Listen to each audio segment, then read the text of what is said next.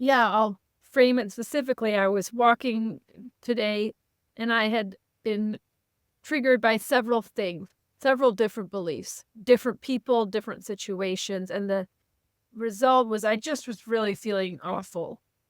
And in that moment, it was like there were two problems I would love your thoughts on. The first problem was so many beliefs. How do I choose one? And I know it just choose one. But in my mind, it's like, no, but how do I choose one? They're all so important. Then the second question I'd love insights on is just honestly how to kind of be open, ride through pain. I don't know. It's can be very hard for me to get through it when the work isn't able, when I'm not in a curious frame of mind to approach the work, and the work just feels like a challenge and it just feels too hard to just, all I can think of in those painful times is it's all a belief and I'm still trapped and I can't get out and it's awful. And I don't Yeah, seem to know how to navigate that space when I'm not doing the work. yeah, yeah, yeah. Just knowing that it's all a belief is not the same as relief. Not the same as peace. And I think that's the place that we all get stuck in at some degree at all times. It happens to, I should say, not at all times, but it happens at different times for all of us. Is that we get it on a certain level, like, oh, it's just there are all these beliefs, and and then it's not enough. It's not enough to just know that this is a thought and I could question it. And what we're really dealing with is what you say, exactly what you describe, is that there's something in me that is feeling almost threatened by the work or challenged by it in a way that's more than I'm open to going into. And so there's a resistance there. And I've done the work before. I know it can really be amazing, but the number one prerequisite for doing the work is a certain state of willingness to question the very thing that I'm thinking. And that's a vulnerable state that we put ourselves in when we do that. So sometimes that's just not available. It's just not available. And there are a couple of things that can help in that regard. One is simply noticing that and knowing that I'm not in a curious frame of mind right now. And for me to almost force the work would be counterproductive and actually would make me start to resent the work and not trust the work and push me in the opposite direction. So I think that's one thing that's important to keep in mind. Sometimes I'm just not willing, I'm just not open, and to respect that. Because really what we're doing in the work, the essence of what we're doing in the work is we're listening to our stuck part, our little stressed part inside that never gets listened to. We're so used to pushing that down. You're not good, you're bad, push it away, control it, all of that, suppress it, whatever, all the different words we use for controlling the emotion somehow, or that little rebellious, frustrated, angry, whatever emotional part of ourselves that we're used to doing that. And the work, what's brilliant about the work, it's reversing that and saying, no, no, no, no, no. Let's create a safe space for this emotional part of ourselves to actually be let out. Like Byron Katie says, right uncensored. Just let yourself rant, let yourself have the emotion.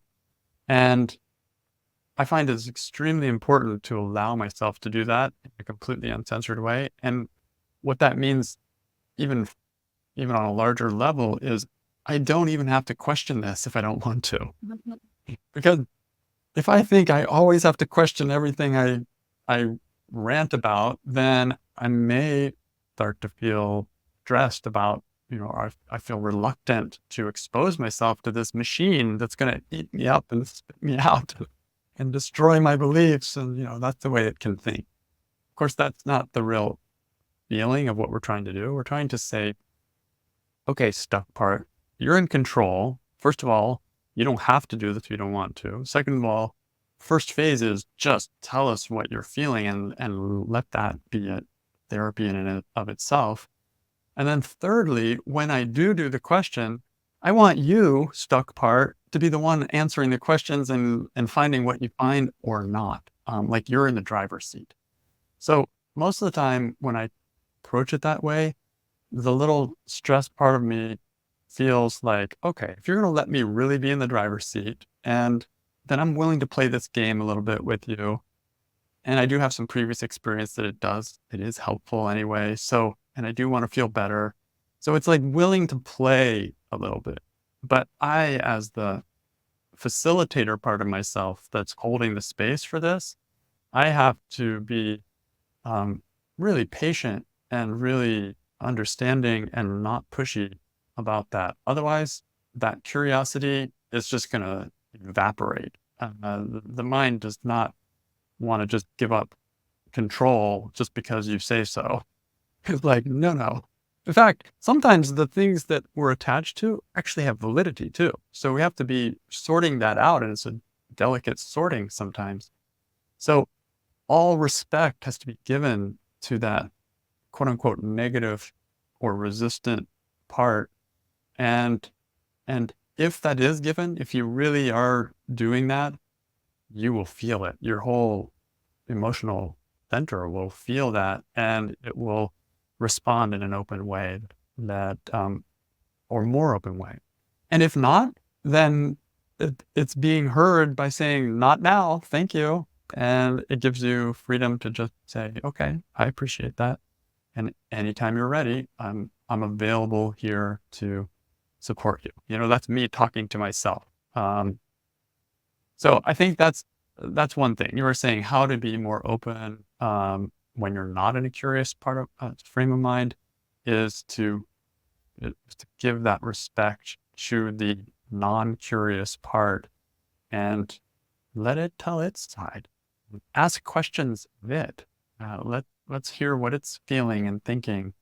And that's how a trustful relationship is built up. Not from I'm going to fix myself, or I'm going to get over this, or I'm going to get through this. And like it or not, little heart, you're coming along.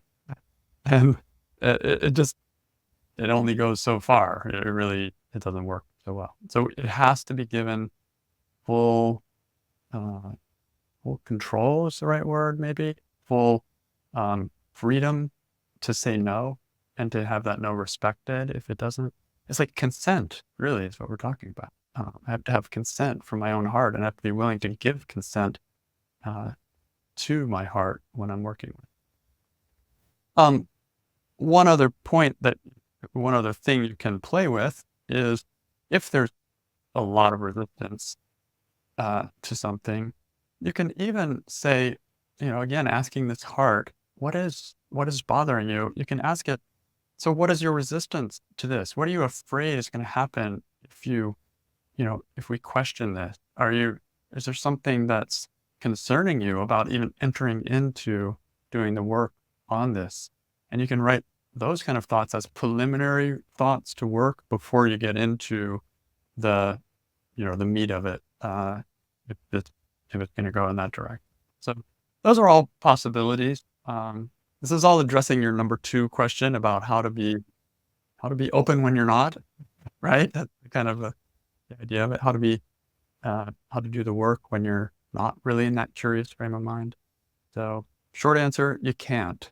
And long answer, if you're willing to wait and listen to the why the mind is not curious, you may be able to engage, and it says, okay, you may end up getting the go-ahead, but it's in the driver's seat. And your job as a mind, an intellect, is to simply just keep inviting the heart to this work, but not pushing it, and then respecting where it's at throughout the process. So the other question you said, it's like when you have so many beliefs, right? And how do you choose one? And of course, you're right. You just choose one. Of course, that's the simple answer. Just pick one. Anyone will do. And that is true. I think what makes this hard for some of us is the desire for a particular outcome. Right. And so, yeah, I want to choose the one that's going to open it all up for me and make everything just, great. So that's an underlying belief that kind of messes with the process. And so when you notice a thought like that, like you can actually look for them. What am I wanting here? What am I needing? What am I trying to get out of this piece of work? Uh, when you're aware of that and you can note that down, you can question that as an entry point. Kind of as a kind of again preliminary work before you get into choosing the one to question. So things like if I'm working on, let's say there's several different things bothering me, and maybe the thought is, I just want to feel better, and it's this strong urge. I just want to feel better, and so I might start with questioning that. I want to feel better. Is it true? And get to maybe a more open place of I don't have to just go from here to nirvana in one step, and maybe it's okay if I'm just normal or even in pain a little here too. Like the openness to even the negative can take the pressure off. Because when I'm trying to get somewhere, especially with an emotion, I'm trying to get out of pain. I'm, and I can't help that. I do want to get out of pain, but the more attached I am to that, the more I'm going to put pressure on myself to find the perfect stressful thought and make sure that one takes me out of this pain into a good place again. So yeah, many beliefs are that's everyone's experience pretty much. There's a million things we could question, but it really doesn't matter. The way I think of the work is it's a chance to look at one piece of my mind, and that piece is going to contain the whole of me. So I don't have to, it really doesn't matter if I choose this one or this one. I'm going to get a chance to look at myself. I'm going to get a chance to know myself a little better. And for me, that approach to doing the work is a more peaceful way of doing it. Instead of I've got to get out of pain, or I've got to change myself, or I've got to make some great step of evolution. I need this relationship to be working better. I need this to get better. Like, ouch, there's so much pressure there. But if I think of, oh, relationships do get better with the work, but if my focus is on what can I learn from this one instance when somebody said something to me, suddenly the stakes are smaller and doable. I can bite that off, I can chew that, I can work with that. And my expectations are much like more realistic or lower in a way, but in a good way. I'm just focused on this one experience and what can I gain from that? What more can I learn about myself, the other person, the relationship? And then it really doesn't matter if I'm doing the work on this one or that one or this one or that one. They're all going to show me something. But I think that's the biggest thing, taking the pressure off, if it's possible, for getting somewhere with the work. The more I need to get somewhere with the work, the more stressful it's going to be, and the more I'm going to be overwhelmed, and I'm going to be needing to do the right thing as opposed to just picking wherever my kind of feet lead me to pick. My fingers lead me wherever. So yeah, anyway, those are a lot of thoughts there. But hopefully I touched on those 2 points. Is there anything that landed with you, or any question out of what I was saying? No, it's really helpful, both questions that you addressed. And I love in the first question, well, first of all, it's so true about the outcome, that I'm driven for an outcome when I've got a lot going on and I'm struggling. I really appreciate what's the outcome I'm trying to get the work to do, questioning that. And then in the first question that you said, I really love what you were saying about basically building up trust It's like letting that little creature come out. Like, and if the more, yeah, it's like, I like that idea of it's a building trust exercise. Experiencing pain without trying to get in there and fix it right away. It's like a building up trust. Again, thinking about me and my children. I used to always try and fix their pain right away, and gradually learning that's not the right approach all the time. And so I really appreciate that. Yeah. That's a good analogy with children. That's really what we're dealing with. There's a child part of me, and building up that trust is essential because the child itself actually does hold the power in a way. You're And so I can't just force it. It doesn't work. It's like trying to chase a dog and it just run away. So I have to build up a certain amount of trust that will that then that child can start to solve its own problems and start to grow and become less of a child and more of an adult. And that's a win-win for all sides. Yeah. Okay, so well, that took longer than I expected, but I think you also mentioned there was something you wanted to do the work on. Is that still Well, I up for definitely you? would love to share a situation. I'm also open to if someone else has something they want to say. Doesn't look like it, so Okay. yeah, keep going. So this might be you helping me find the belief or the outcome. So I sent an invitation to a bunch of people. A friend of mine wrote back, said, "This sounds so amazing. I can't do it. How's the RSVPs going?" And normally I would just be like, "Oh, thanks, good," or whatever. Even though I feel bad. So I feel bad when people reject me. So awesome. And the words in her email, you were talking about words earlier, the words are nothing wrong with the word. And even my intellectual mind knows there's also nothing really wrong with what she can't do it. But the child within me is very upset that she's not saying yes. Is upset that she's not giving me really good reasons. Is upset that she's like asking me how it's going. Well, like lots of people are saying no. So it's embarrassing that they're all, now she wants to also know. Now I have to tell her, oh, nobody's responding. So I'm having so much. So there's the belief about that she shouldn't, like that she's rejecting me. There's the belief that she isn't explaining her rejection, that she doesn't care about me, that it's humiliating that she's like having me expose myself to that nobody's saying yes. And then this outcome thing that you mentioned earlier is like what I'm focused on is, oh my gosh, I have done the work on this friend so many times. I have done the work on rejection so many times. I always react like this and I hate it.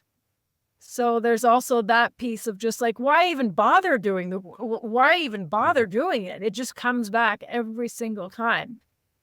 So the one thing I'm happy about today is that I didn't fake a response. I'm not mad at her. I'm not going to boycott her, but I'm just letting myself experience this and maybe question it before I respond, because I am upset and I know it's not her fault. I can't expect something different from her, but this part of me is mad at her and wants it to be different.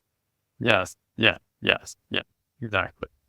And you say it so clearly, right? This part knows there's no problem, and I don't want to expect her, I don't even expect her, but this part does. So this part that needs the work, and that's the part that needs to be writing the stressful thought to question, or needs to be writing the judge your neighbor worksheet. That's the part that needs the work.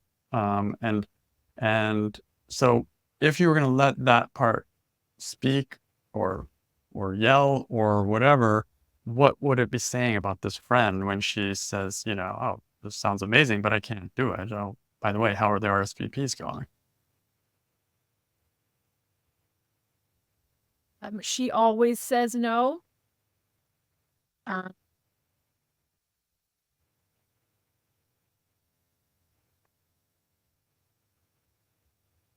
it's something to do with this exposure of me being failure.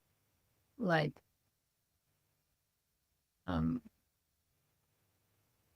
she's humiliating me, Mm-hmm. like asking me how many people have RSVP'd me. Like, that's so humiliating. So she always says no. She's humiliating me. She thinks she's better than me. Yeah. This is how to write a stressful thought. Feel the difference is coming from the real part that got touched or hurt by her words. She always says no. You can almost feel it. It almost feels like the kind of thing I would say when I was a child, like, she always says no. Or she's humiliating me. She's exposing me, like, as a failure. She's humiliating me. Like, oh, I think she's better, like, than me. So this is the essence of how to identify a stressful thought to question. And notice what we're doing. We're doing two things simultaneously. We're identifying the stressful thought to question, but we're also letting that part be heard, or what I was talking about earlier. Letting that part have its say, have it real feelings be heard. And that is so important, right? That's the part we try to not have happen. Oh, I don't want that part to come to the party because it's just going to be so negative, or it's just so, such a party pooper. So this is you've done the good work already right here. She always says no. Bingo. That's one we can just start questioning. She's humiliating me.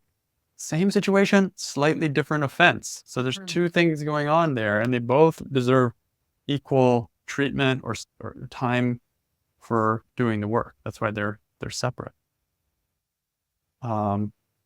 So just right. And she thinks I'm better than me was like the third one. Yes. And so what I'm hearing as you're reading it back to me, part of my mind that goes, okay, we've already worked on all these things like so many times. There's no point. What I'm hearing and feeling is that we're questioning this in that situation, which I haven't done before. That's it. Yes, that's it. We've already done this a million times before.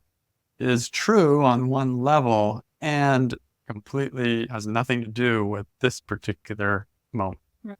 And, the specifics are where the power lie in regards to the work. The work works so well with specific situations, and the specifics of this relationship you have with her, the words that she said, the way you were feeling, all of that is very specific. And now you're in new territory. You're exploring something, uncharted territory. And that's exciting. That's what keeps me, after, 15, 16, 17 years of doing the work, I'm still excited about it. Like, I'm still like, oh, what will I discover today? There's unexplored, uncharted territory in situations like this that are very similar to other things I've worked. But the fact that something's still getting me about it means there's some things I don't really see or not really clear about, I don't understand. And I can't wait to get in there and get into that darkness and find out where the solid ground is, where the flimsy stories are, where the real stuff is, where the fake stuff is.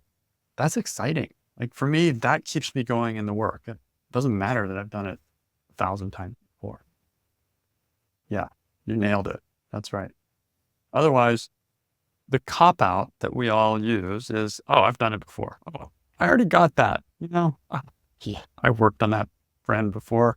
I don't have to work on them anymore. Or I've worked on situations where people humiliated me before. I get it. I get it. I get it is the end of a curious mind. As soon as I say, I get it, oh, I got that, oh, I worked that, all those variations, that's the end of curiosity, the end of exploring, end of an open mind. Now I'm like, oh, this is boring. I've done this before. Why waste my time? But if I'm not thinking that way, it's like, holy crap, I can't believe this is like a live one. And I've got it right in the microscope. I can't wait to see what's actually happening there. I know there's little things going on that I'll be able to see that are going to show me things about my whole life. And this is like, suddenly there's like chills on your back because it's so exciting. So Yeah, that, and like I'm less in this particular case thinking I've got it, I know it, and I'm more like it doesn't work in that mind. I'm like, yeah, doesn't that's the work. other It's one. happened Yeah. so many times. It doesn't work. It won't work. So that's Yeah. Okay. the belief over another belief there to question maybe with that same situation is it doesn't help me with my insecurity, for instance, or my Right. reactions, my drama. Right. Right. So that's it. Yeah, exactly. So I picked on one, but yours is absolutely another very common kind of thought. It's like, oh, this doesn't help. I've done it before and it didn't work, or I just know it's not going to work. It's like I'm dealing with something big here. I have a big, issue in my life right now. It's something about me. It's a personality thing. Who knows, right? It's something Right. big. And this is not going to help with that. This is too minute, too small, too, yeah. And plus, I've done it before. Right. So these are the beliefs that the mind will tie into that will say, okay, don't waste your time with it. And then, of course, if you go ahead and do it and you're still kind of believing those anyway, then it kind of turns out to be true. Like it was kind of a waste of time. I didn't really find anything because you weren't really open to Right. exploring. Right. Self-fulfilling prophecy. Right. Interesting. So what we're talking about is like little resistance thoughts, kind of what I was talking about earlier, little resistance thoughts to doing a piece of work. And they are worth questioning even as preliminary work before you jump into doing the actual work. And that can be helpful as well. But yeah, it's the combination of the doubt, like the resistance, questioning that, and the goal, right? We call it a motive sometimes, like the goal to get this work has to fix this issue that I have in my life. And if it's not going to be doing that, I don't want to waste my time. Yeah, it will be nice to explore some things, but what the Right. heck cares, right? Show me the money. And so this is equally a distraction as the resistance. In fact, they're the same thing in a way. Like the resistance is I'm resisting because it's not going to produce the results on this thing that I want it to happen. So what the mind's actually doing there is it's taking the focus away from the actual meat of the situation, which is the specific tiny little minutia that can actually set you free when you work through it, ironically, with an open mind, and can actually deal with all these big things, ironically, but you can't go straight for them. If you go straight for these, or if you're saying, this is what I need, and I'm not sure it's going to happen, then you won't actually do the work that is necessary to bring about that. It's such a catch-22. It's ironic as heck. So yeah, the way out of that is just question the need to get somewhere big and any resistances that you have to actually doing the work. And then if you can suspend your disbelief for a little while and then actually go through the process, that's when things can actually shift and change, but you don't know how or which or what you don't really have control over it. You have to be along for the ride, which is the opposite of our controlling nature to want to like, I want to go from A to B and it's got to go straight from A to B. What's the shortest way? Like, no, just say like, okay, I'm interested in B, but I'm here in A.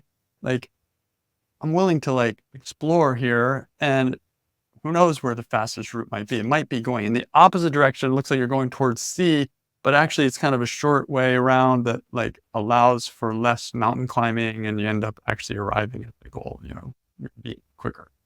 You never know. So it comes down to trusting myself, trusting life, trusting my ability to know the difference between what's to feel my way out of pain instead of having to think my way out of pain. Like, we're just feeling our way in the dark. And sometimes the fastest route is not the straight line. So anyway, there are lots of thoughts around this, but it's a super area to think about because it's something we deal with on a regular basis for doing the work. So yeah, thank you for the. Thank you.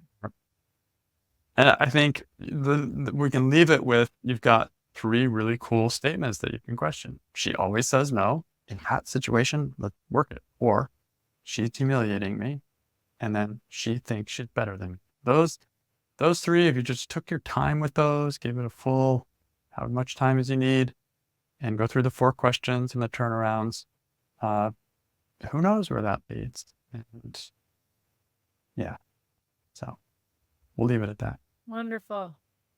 I really appreciate that. You're welcome. Yeah, really, really fun. It is fun, and I don't say that lightly, like it's work, the work, right? It doesn't sound like fun, but it actually is fun as long as you're not taking it too seriously. Yeah. As long as you're being gentle with yourself.